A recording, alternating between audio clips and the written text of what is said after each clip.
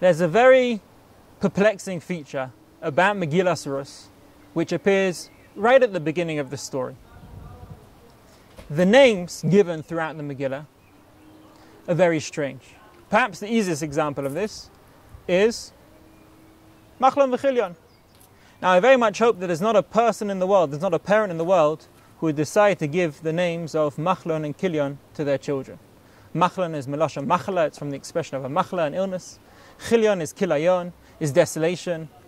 These names are clearly given to these two characters, two of the main characters in the beginning of the story, not because they were their actual names, but because they allude to their destiny, or to be more precise, they allude to their fate.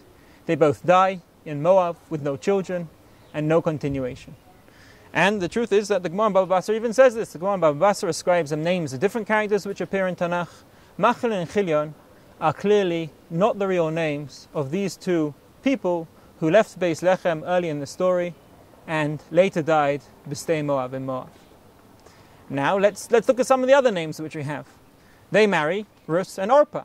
Now Orpah also. Orpah clearly isn't Orpah's real name, because what do we know about Orpah and her story and the end of her part in the story? Ruth is walking with Orpah, and together Ruth and Orpah are walking with their mother-in-law Naomi.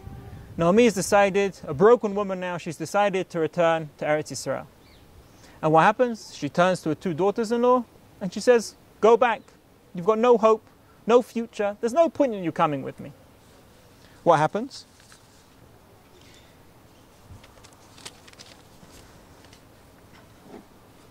ותישאנה קולנה ותבכנה עוד, ותשק עורפה לחמותה, ורות דווקא בה.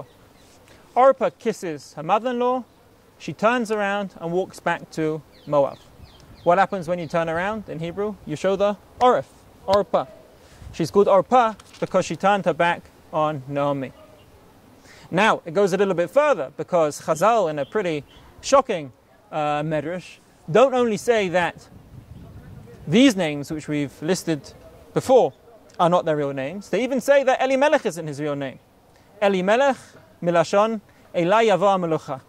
Chazal accuse Elimelech of thinking that he'll be king. Now, in case we think that this is just a medrash, there's no way that comes out of the pshat, just in the same way that the other names come out of the pshat, we have to read the psukim of Megillas Ruth very, very carefully. What do we know and what do we hear about Elimelech? The Megillah starts like this. ויהי בימי שבות השופטים, ויהי רעב בארץ, וילך איש מבית לחם יהודה לגור בשדה מואב, הוא ואשתו ושתי בניו. ויהי בימי שבות השופטים. Our introduction, the psukim carry on to say, V'shem Eish Elimelech. Our introduction to V'shem Eish Elimelech, the name of Elimelech, is Bimei Shvat HaShoftim, in the time of the Shoftim. What was it? Why is it that whoever's writing the Megillah has to specify that this was at the time of the Shoftim? Well, the leitmotif throughout Sefer Shoftim, and it is brought into light most powerfully at the final pasuk of Sefer Shoftim, is the complete chaos which comes to Am Yisrael as a nation, or as a divided nation, when there's no king.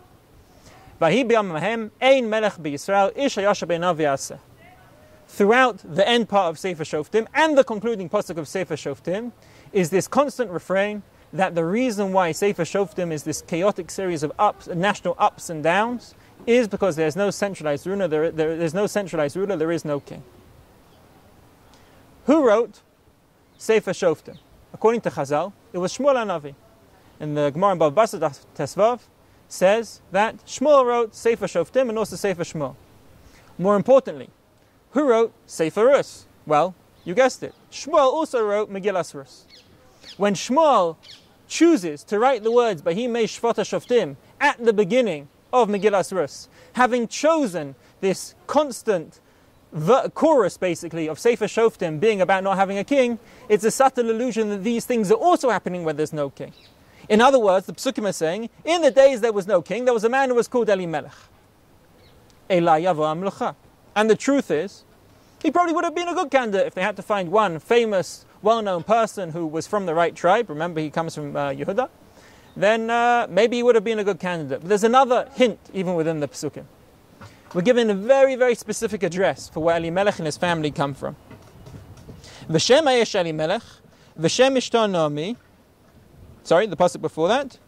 Vayira ba'aretz vayelech ish mebeis lechem yoda lagur b'stei Moav hu v'ishto shtei vanav. Where does he come from?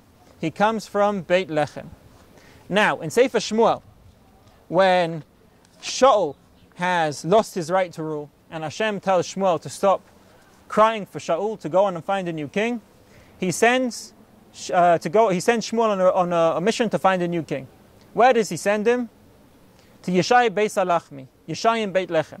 The name of the future king, David HaMelech, is not given. The one thing which is given is he's told to go to Beit Lechem. Beit Lechem is the area where kings come from. So the author, Shmuel, the author of Megillah Surah, is saying to you, it was a time where there was no king, in the place where kings have come from. And there was a person called Elimelech who was there.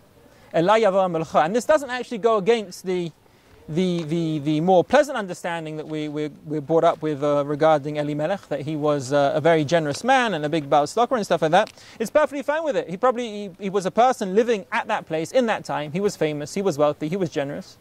He might have also thought, though, that if there's a person who's good to be king, it would be me. So who have we got? We've got Elimelech. That's not his real name. Machlon loses his name. Kilion loses his name. Orpah loses his name. Everyone loses their names. You know what the greatest proof that they're all losing their names is?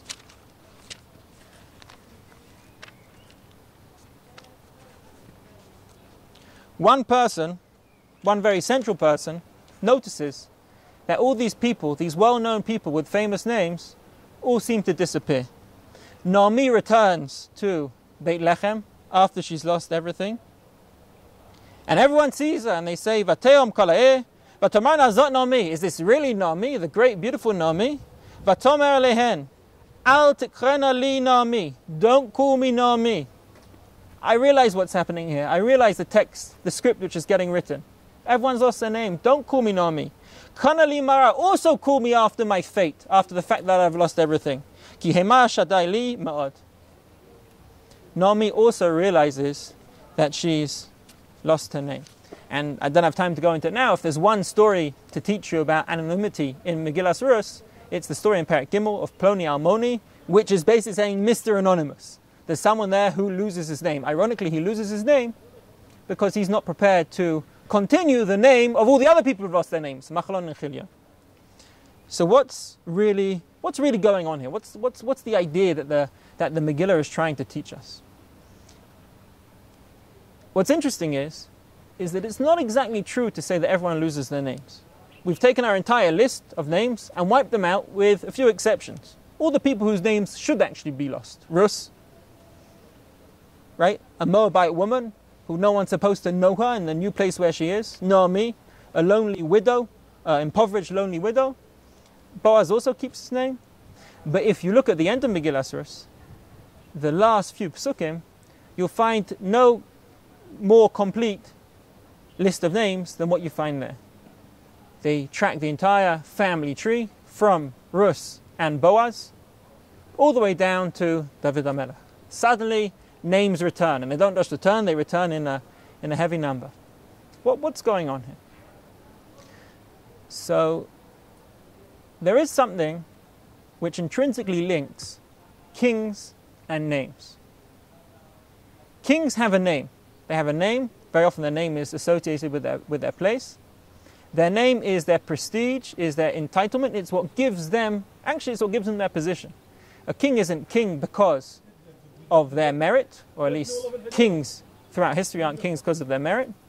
They literally become king because they have the right family name. If their father was king, they're likely to be king. Kingship, monarchy, comes from entitlement. It comes from being guaranteed something based off who you are, what you're born to.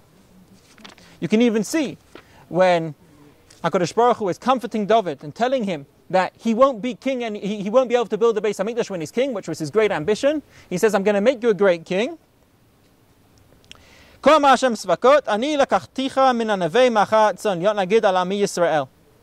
I've taken you from nothing, from being a shepherd, I've made you into the leader of all of Israel. What's your guarantee of a successful kingship, of a successful monarchy? I'm going to make you a great name. All the people who had names, had it given to them, were supposed to be the kings throughout Megillas Ruth, they all lose their names. Who manages to have a name which continues throughout history? Ruth, Naomi, Boaz, and all their children. Now, why is that? And with this, I'll say a very short idea, and everyone can take it away and expand this idea across the whole of Megillas Ruth. In the same way that the entire Torah, which is Am Yisrael's journey to Eretz Yisrael, begins with Sefer Bereshis, which doesn't actually have any part, we all remember Rashi, doesn't actually have any formal halachic consequence to it, but starts with a story to tell the entire world, but also importantly to tell us that God created the world, He can give the land to whoever He wants it to be. It's not a given. Don't take it as given. So too, before kingship and monarchy come to Am Yisrael, Shmuel writes clearly, it is not a given. These people who were picked to be kings were picked not because they were entitled to be kings, but because they earned it. And that is something which is so important to remember. In the same way that we don't actually have our own land, there's a stability to our instability, because HaKadosh Baruch Hu, we're constantly reminded through all different mitzvahs that HaKadosh Baruch Hu is the one who's giving us the land. Also HaKadosh Baruch Hu is the one who's giving us sovereignty, authority, and kingship.